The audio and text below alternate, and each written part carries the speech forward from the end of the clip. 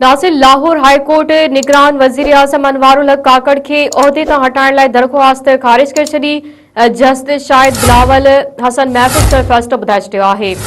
निगरान वज़ीर आज़म अनवारुल हक काकड़ के उहदे तां हटाइण लाइ मक़ामी वकील पारां लाहौर जी अदालत में दरख़्वास्त दाख़िल कराई वई हुई।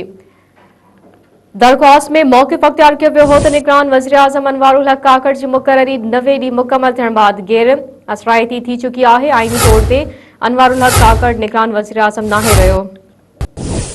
नाज़रीन, हिकु भेरो ॿीहर तव्हांखे ॿुधायूं पिया, लाहौर हाई कोर्ट निगरान वज़ीर आज़म अनवारुल हक काकड़ के उहदे तां हटाइण लाइ दरख़्वास्त ख़ारिज करे छॾी। जस्टिस शाहिद बिलावल हसन महफ़ूज़ कयल फ़ैसिलो ॿुधाए छॾियो आहे।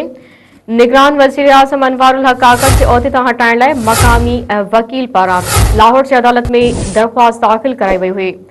दरख़्वास्त में मौक़िफ़ अख़्तियार कयो वियो हो त निगरान वज़ीर आज़म अनवारुल हक काकड़ जी मुक़ररी 90 ॾींहं मुकमल थियण बाद गैर असराइती थी चुकी आहे। आईनी तौर ते अनवारुल हक काकड़ निगरान वज़ीर आज़म नाहे रहियो।